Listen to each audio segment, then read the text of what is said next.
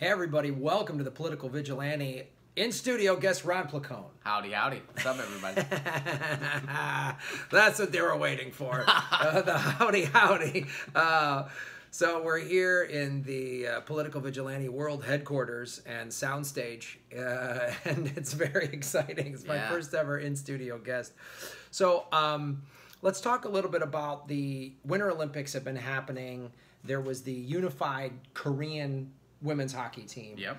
And there's also an article, and I'll put this in the show notes, that's in truthdig.com, Can South Korea's Leader End Trump's North Korea Crisis? And the article basically focuses on how the South Korean leader is really at the forefront of trying to unify North and South Korea. And since, I've talked about this in numerous videos, because Trump and his administration does not want peace. And North Korea has tried to say, we'll scuttle our nuclear program, just stop sending battleships right off of our shores in military exercises with Japan.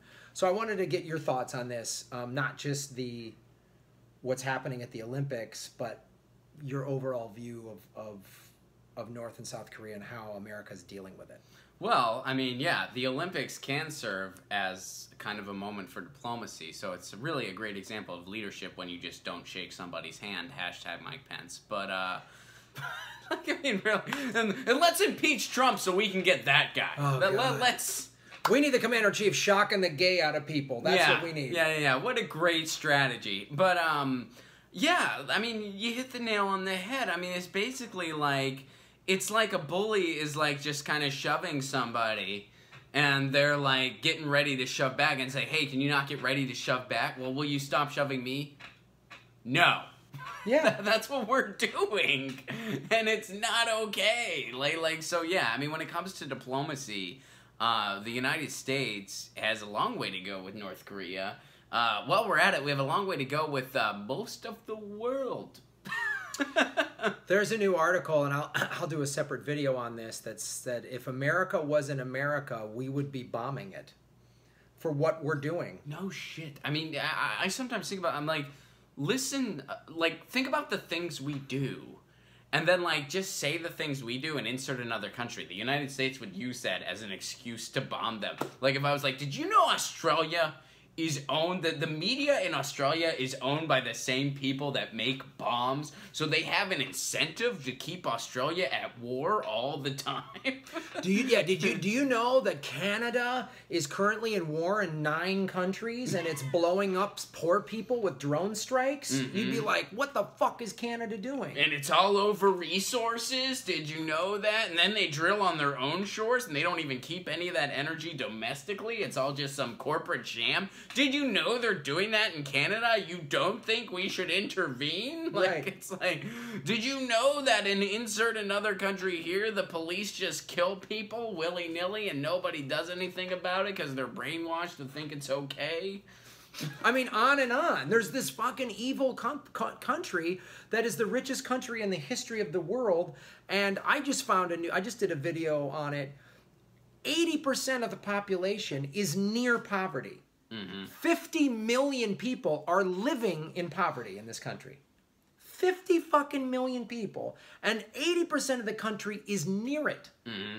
And what do we do when we want to change those statistics? Do we invest more in social programs? Do we do anything about jobs? No.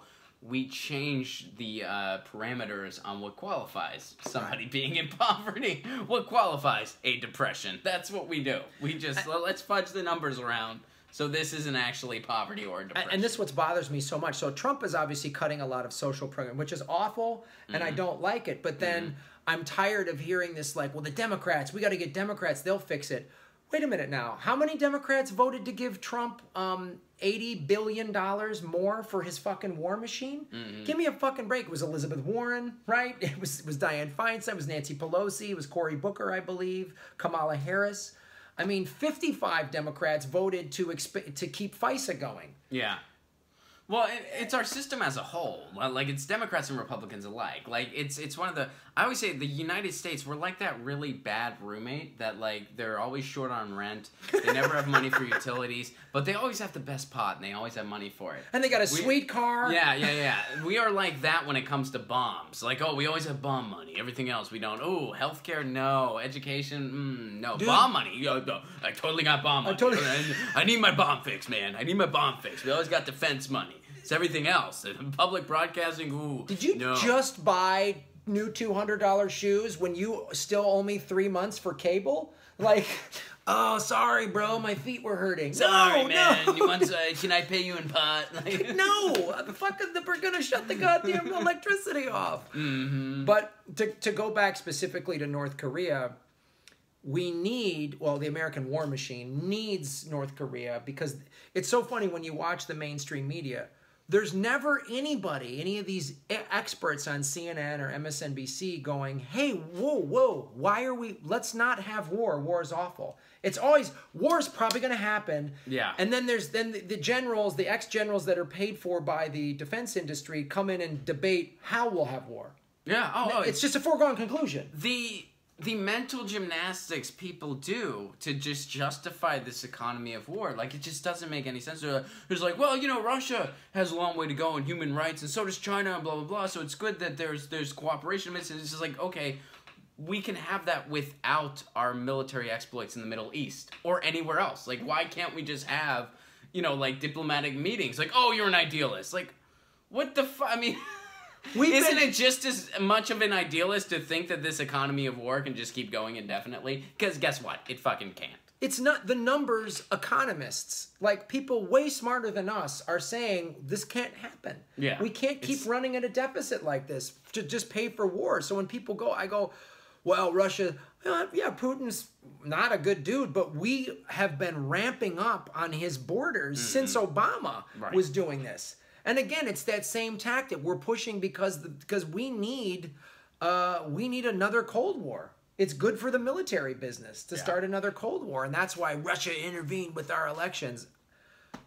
Why is that? And friends of mine that are smart people that are still talking about Russia, I go, okay, but why are we not talking about the DNC lawsuit? Why are we not talking about the Flint water crisis? Why are we not talking about the 22 vets a day that died from PTSD from bullshit wars? Why are we not talking about the 130 kids that die a day in Yemen? Like, why are we not talking about any of that? Well, a lot of those have an easy answer, and the answer is one of two things. A, the corporate media is funded by oil and gas companies. B, the corporate media is in bed with all of our intelligence agencies. Well, the intelligence agencies don't like Trump, Ron.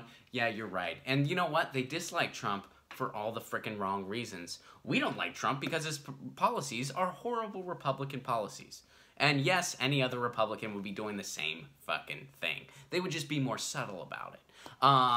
They don't like Trump. The intelligence agencies don't like Trump because they're worried he's going to say something dumb they don't want the public to hear. Like, hey, we're just going to stay in Afghanistan until we get all their resources, right? Trump says that in public because he doesn't know any better, and they don't like that. They want someone that will just continue the economy of war with a smile on their face. That's what Bill Clinton did. That's what George W. did. That's what George H.W. did. That's what Reagan did. That's what Hillary would have done. That's what Obama did. You see where we're going at here. The intelligence agencies don't have some big moral compass. They just want the economy of war to keep going because that's what they think in. They think in terms of defense, a way that you and I cannot relate to because we don't think in terms of the economy of war and who are we killing next. We think in terms of, hey, it'd be great if everybody had educational opportunities and healthcare and things that other places in the world that aren't even as rich as us take for frickin' granted. Be great if we had that here. And to bring it full circle as we wrap it up here, isn't it interesting then that during the Olympics, the announcers weren't going, isn't this a wonderful moment that Korea's coming together? No, it was all this fucking crazy, this is coming from North Korea, Kim Jong-un is manipulating. Like, there's all this undercurrent from the announcers about Korea during these Olympics. Because as you say, the intelligence agencies control the media.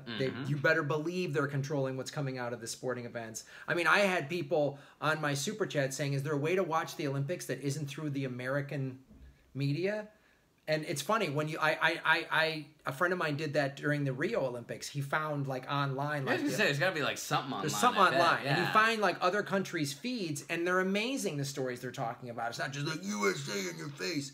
So, don't buy into this stuff. And actually, it's okay to publicly say, yeah, I hope Korea comes together and works it out, because we don't need more war. We don't need more vets coming home with PTSD. We don't need more social services cut because we're spending $1 trillion a year on the war machine. So, as I always say on this show, you guys, vote with your dollars, and many of you are getting involved in your local politics, because a progressive grassroots movement is what is going to make the kind of change that we're talking about. Oh, absolutely. And Ron and I are going to be doing a progressive comedy tour in May through Arizona. We're doing Tempe, Lake Havasu. We're definitely going to San Diego. We might do Tucson. We might do Vegas in there. We're checking that out. And then March 15th. March 15th at the Sycamore Tavern here in Los Angeles. We're going to be doing a show upstairs at the Sycamore. It's a new venue in town called the Dojo. Sam Tripoli runs it. We're doing the first ever political comedy night, March 15th. I'll be there. Graham will be there. A lot of other great comics on that bill. So come out and see what it's all about. Boom.